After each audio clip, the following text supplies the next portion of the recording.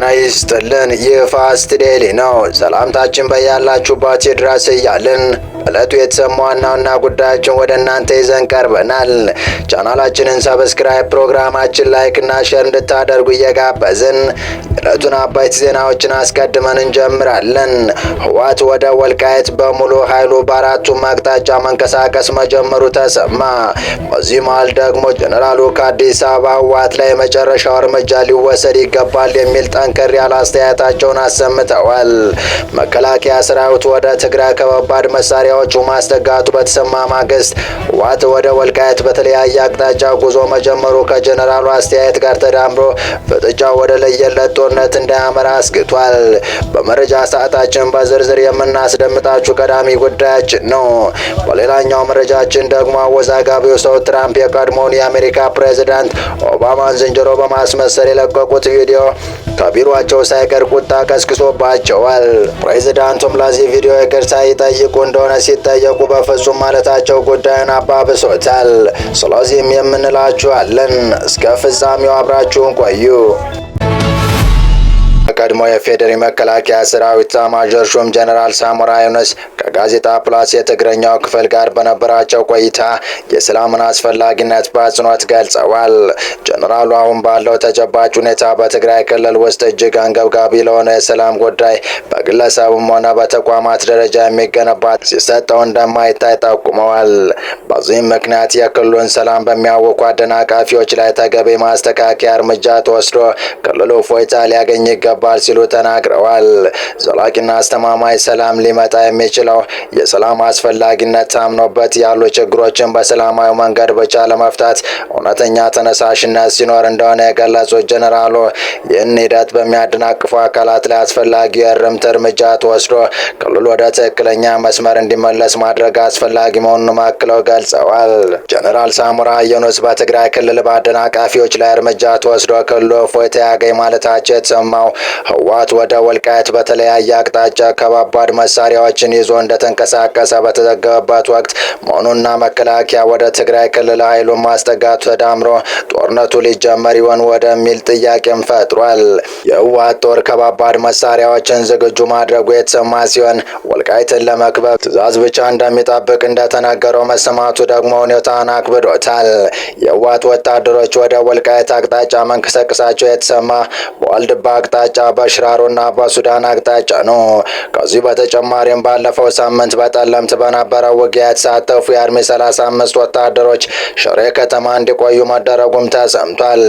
ታዲያ በዚህ መሃል ነው የትግራይ ክልልን ሰላም በሚያውኩ አደናቃፊዎች ላይ ተገቢውን ማስተካከያ እርምጃ ተወስዶ ክልሉ እፎይታ ሊያገኝ ይገባል ሲሉ የቀድሞ ኤታማዦር ሹም ጀነራል ሳሞራ ዩኑስ የተናገሩት።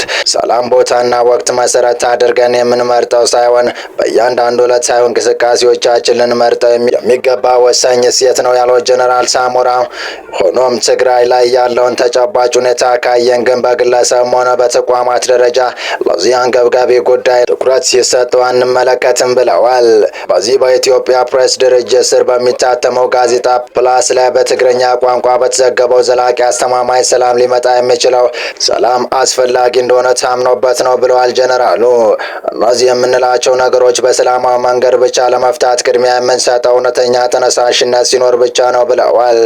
የቀድሞ ኤታማዦር ሹም ጀነራል ሳሞራ ዩኑስ ሰላም ማለት ልማት ነው፣ ሰላም ማለት ትምህርት ነው፣ ሰላም ለሁሉም ነገር ወሳኝ ነው። ነገር ግን አሁን ላይ በዚሁ መሰረታዊ መልክ በመነሳት ይህን ጠቃሚ መሰረታዊ እሴት እናሰናክላለን በሚል አደናቃፊዎች ላይ አስፈላጊ የእርምት እርምጃ ተወስዶ ክልሉ ወደ ትክክለኛ መስመር እንዲመጣ ማድረግ አስፈላጊ ነው ብለዋል።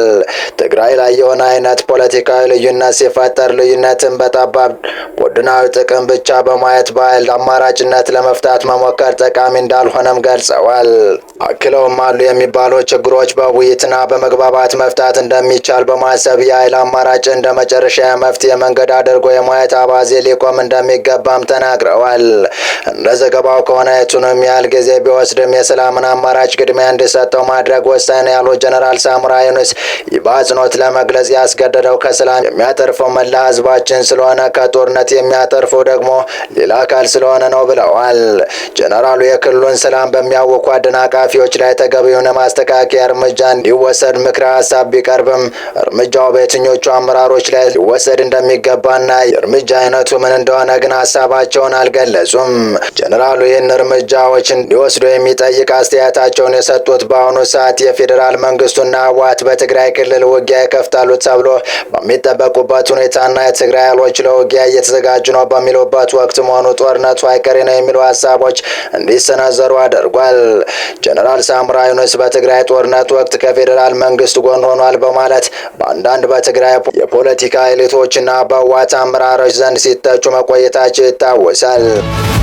በቀጣይ መረጃ ዶናልድ ትራምፕ ኦባማን ዝንጀሮ አድርጎ የሚያሳይ ቪዲዮ በመልቀቃቸው ከፍተኛ ተቃውሞ ገጥሟቸዋል።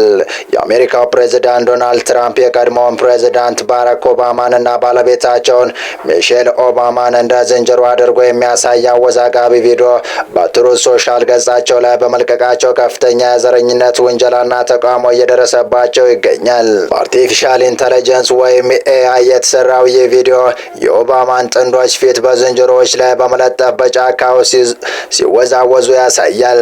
በቪዲዮው ላይ ዘ ላየን ስሊፕስ ቱናይት የሚለው ዘፈን በስተጀርባ ይሰማል።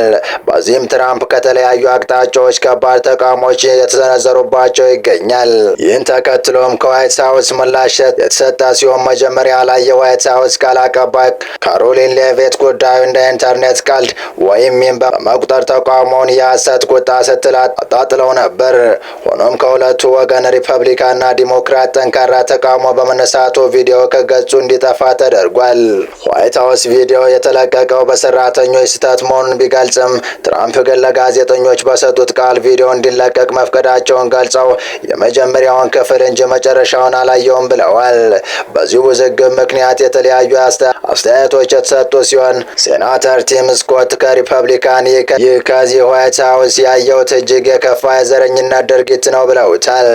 የዲሞክራቶች መሪ ሐኪም ጀፍሪስም ትራምፕን አደገኛና ዘረኛ ሲሉ የገለጹ ሲሆን ድርጊቱ የአሜሪካን ክብር የሚቀንስ መሆኑን ተናግረዋል። የካሊፎርኒያ ገዢ ጋቪን ኒውሰም ደግሞ አጸያፊ ድርጊት፣ እያንዳንዱ ሪፐብሊካን ይህን ድርጊት ማውገዝ አለበት ብለዋል። ትራምፕ በቪዲዮ መጨረሻ ላይ ስላለው ምስል ባውቅ ኖሮ ደስ አይለኝም ነበር ቢሉም ለተፈጠረው ነገር ይቅርታ ለመጠየቅ ግን ፈቃደኛ አልሆኑም። ፕሬዚዳንት ትራምፕ ለዚህ የዘረኝነት ይዘት ያለውን ቪዲዮ በማጋራታቸው ይቅርታ እንደማይጠይቁ ገለጹ። ፕሬዚዳንት ዶናልድ ትራምፕ የቀድሞ ፕሬዚዳንት ባራክ ኦባማና ባለቤታቸውን ሚሼል ኦባማን የሚያንቋሽሽ ዘረኛ ምስል ያለበት ቪዲዮ በማህበራዊ ገጻቸው በማጋራታቸው የቀረበባቸውን የይቅርታ ጥያቄ ውድቅ አድርገውታል።